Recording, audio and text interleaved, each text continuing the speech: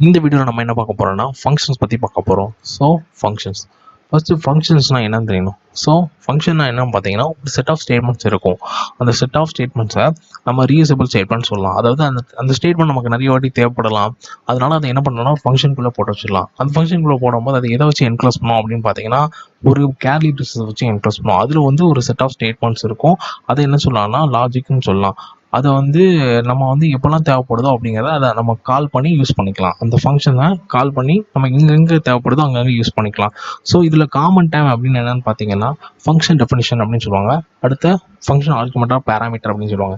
இன்னொன்று function calling. So இந்த மூணுமே என்னென்னு பார்ப்போம். ஃபர்ஸ்ட் ஃபங்க்ஷன் டெஃபினிஷன் அப்படின்னா என்னென்னு பார்த்தீங்கன்னா ஃபங்க்ஷன் டெஃபினிஷன் அப்படின்னா ஒன்றும் இல்லைங்க, ஃபங்க்ஷனை கிரியேட் பண்ணுறது தான். ஒரு ஃபங்க்ஷனை கிரியேட் பண்ணலாம். ஸோ டாட்டில் எப்படி ஃபங்க்ஷனை கிரியேட் பண்ணுறது உருவாக்குது அப்படி பார்த்தீங்கன்னா ஃபஸ்ட்டு ரிட்டன் டைப் கொடுத்துடணும். அந்த ரிட்டன் டைப் என்ன டைப்னாலும் இருக்கலாம். அது என்ன டைப் ரிட்டர்ன் பண்ணுமோ ஸோ அதுக்கு ஏற்றப்ப நீங்கள் கொடுக்கணும். அடுத்து ஃபங்க்ஷன் நேம், ஃபங்க்ஷனோட நேம், அதுக்கு ஒரு ஓப்பன் பேரன்சிஸ் க்ளோஸ் பேரன்சிஸ் கொடுத்து ஒரு கேரி பேஸ் ஓப்பன் பண்ணி அதுக்குள்ளே நம்ம லாஜிக் எழுதணும். என்ன லாஜிக், இந்த ஃபங்க்ஷன் என்ன பண்ண போகுது, என்ன பண்ணணும், அதெல்லாம் நம்ம அந்த ஸ்டேட்மெண்ட்டில் குரூப் ஆஃப் ஸ்டேட்மெண்ட்ஸாக இருக்கும், நிறைய ஸ்டேட்மெண்ட்ஸ் இருக்கும், அதை எழுதி க்ளோஸ் பண்ணிடணும். இப்படி தான் நம்ம ஃபங்க்ஷன் கிரியேட் பண்ணணும். ஸோ இதான் ஃபங்க்ஷன் டெஃபினிஷன் அப்படின்னு சொல்கிறாங்க. அடுத்து என்னென்னு பார்த்தீங்கன்னா ஃபங்க்ஷன் காலிங்.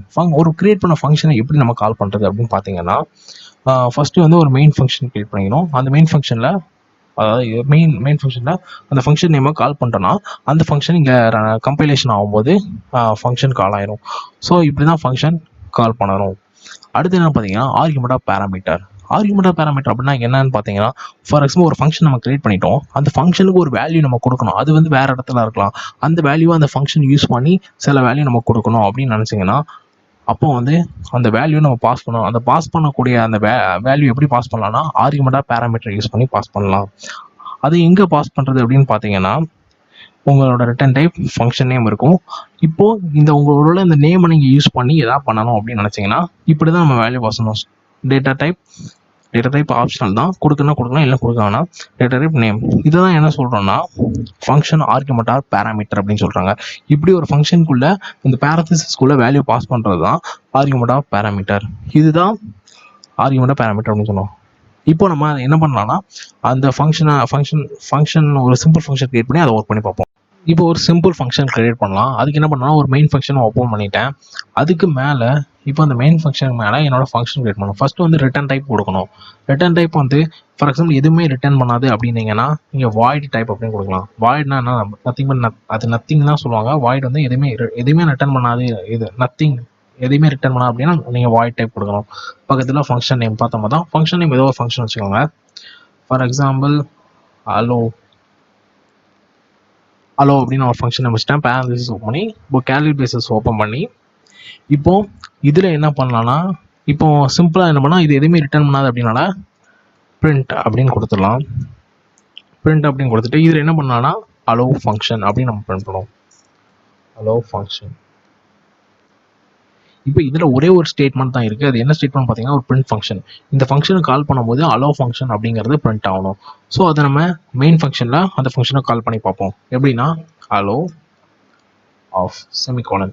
இப்படி கால் பண்ணிட்டீங்கன்னா இந்த மெயின் ஃபங்க்ஷன் ஃபஸ்ட்டு ரன் ஆகும். ரன் ஆகிட்டு அலோ ஆஃப் அப்படிங்கிறத பார்த்தோன்னே இந்த அலோ ஃபங்க்ஷனை தேடி போய் இதை ரன் பண்ணும். இதில் பிரிண்ட் ஸ்டேட்மெண்ட் நமக்கு ரன் ஆகும். ஸோ இப்போ இதை ரன் பண்ணி பார்ப்போம். ரன் பண்ணி பார்த்தா நமக்கு அலோ ஃபங்க்ஷன் பிரிண்ட் ஆகணும். ஸோ கன்சோல் பார்த்தோன்னா என்ன பார்ப்போம். கன்சோலில் அலோ ஃபங்க்ஷன் வந்துருச்சு. ஸோ இப்போ நம்ம ஃபஸ்ட்டு ஃபங்க்ஷனை நம்ம எக்ஸிக்யூட் பண்ணி ரன் பண்ணிட்டோம்.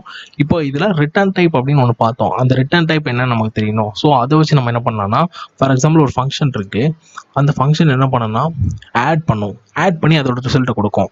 அப்போ அந்த ரிசல்ட் எப்படி இருக்கும், கண்டிப்பாக இன்ட்டாக தான் இருக்கும். ஸோ இந்த இன்ட் என்ன பண்ணால் ஆட். இந்த ஃபங்க்ஷனை கால் பண்ணும்போது ஆட் எப்படி இருக்கு, அந்த ஆட்ல 2 வேல்யூ எடுக்கணும். இன்ட்னு எடுத்துக்கோம். இன்ட் ஏ, அதுக்கு ஒரு வேல்யூ டிக்ளேர் பண்ணுறோம். ஃபார் எக்ஸாம்பிள் 10 அப்படின்ட்டு. அடுத்து இன்ட் பி அப்படின்ட்டு இருக்கு, அதோட வேல்யூ 20 அப்படின்னு கொடுக்குறோம்.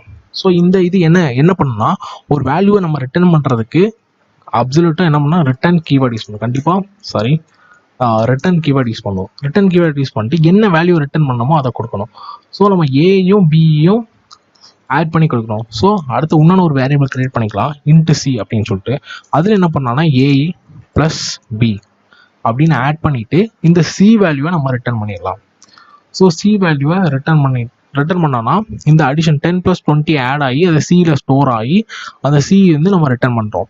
ஸோ இதை நம்ம என்ன பண்ணலாம், கன்ஃபார்ம் பண்ணுறதுக்கு ஒரு வேல்யூவை ஒரு இன்ட் ஆட் அடிஷன் அப்படின்னு சொல்லிட்டு ஒரு வேரியபிள் டிஃபைன் பண்ணுவோம். டிக்ளேர் பண்ணிவிட்டு அதில் என்ன கொடுக்க போகிறோம்னா ஆட் ஆஃப் அப்படின்ட்டு அந்த ஃபங்க்ஷனை கால் பண்ணுறோம். ஏன் இப்படி ஃபஸ்ட்டு வந்து வெறுமனையாக அலோ ஆஃப் அப்படின்னு கொடுத்தோம், இப்போ ஏன் நம்ம வந்து ஒரு அசைன்மெண்ட் ஸ்டேட்மெண்ட் யூஸ் பண்ணி, அதாவது ஒரு ஈக்குவல் ஆப்ரேட் யூஸ் பண்ணி அதுக்கு ஒரு வேரியபிள் கொடுத்து அந்த வேரியபிள் அசைன் பண்ணுறோம் அப்படின்னு பார்த்தீங்கன்னா, ஏன்னா இதோட ரிட்டர்ன் டைப் இருக்குது பாருங்களா.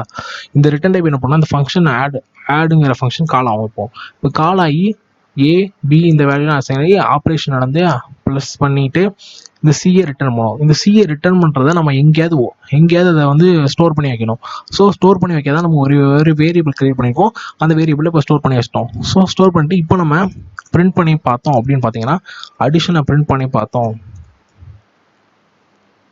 ஸோ இப்போ நம்ம பார்த்தோம்னா ஃபஸ்ட்டு அலோ நடந்து அலோ ஃபங்க்ஷன் அப்படிங்கிற பிரிண்ட் ஆகும். அடுத்து என்ன பார்த்தீங்கன்னா 10 + 20 ஆட் ஆகி 30 அப்படிங்கிறத பிரிண்ட் ஆகும். ஸோ அதை பார்ப்போம். ரன் பண்ணி பார்த்தோன்னா ஃபஸ்ட்டு அலோ ஃபங்க்ஷன் பிரிண்ட் ஆகணும். அடுத்து இந்த அடிஷன் வந்து 30. ஸோ பிரிண்ட் ஆயிடுச்சு. ஸோ இப்படி தான் ஃபங்க்ஷன்ஸ் வந்து நம்ம வந்து கிரியேட் பண்ணி ஃபங்க்ஷன் வந்து வாய்ட் டைப்னா நத்திங், எதுவுமே நம்ம ரிட்டர்ன் ஸ்டேட்மெண்ட் போடணும் அவசியம் இல்லை. அதே இது ஏதாவது பர்டிகுலர் டைப் இன்ட்ரெஸ்டிங்கு லிஸ்ட் ஏதாவது கொடுத்தீங்க அந்த டைப்புக்கு ஏற்ற மாதிரி நீங்கள் ரிட்டர்ன் பண்ணணும். ஸோ இப்படி தான் டாட்டில் வந்து ஃபங்க்ஷன் கிரியேட் பண்ணுது. அடுத்து என்ன பார்க்க போகிறோன்னா, ஸோ பேராமீட்டர்ஸ் யூஸ் பண்ணி டாட்டில் ஃபங்க்ஷன்ஸ் எப்படி பிரியுது அப்படின்னு பார்த்தீங்கன்னா 2 டைப் ஆஃப் பேராமீட்டர்ஸ் வந்து ஒன்று ஆப்ஷனல் பேராமீட்டர்ஸ், இன்னொன்று வந்து ரெக்வயர்ட் பேராமீட்டர்ஸ். ஆப்ஷனல் பேராமீட்டர்ஸ் அப்படின்னு பார்த்தீங்கன்னா பேராமீட்டர்ஸ் வந்து கம்ப்ளீட்டாக ஆப்ஷனலாக இருக்கும், அதாவது தேவையில்லை, அது வந்து இம்பார்ட்டன்ட் இல்லை, அது இருந்தால் தான் ரன் ஆகும் அப்படிங்கிறது மாதிரி இல்லை. ஸோ இன்னொன்று வந்து ரெக்வயர்ட் பேராமீட்டர்ஸ், அது இல்லைன்னா ஃபங்க்ஷனுக்கு காலே பண்ண முடியாது அப்படிங்கிற மாதிரி. ஸோ அதை 1 by 1 பார்ப்போம்.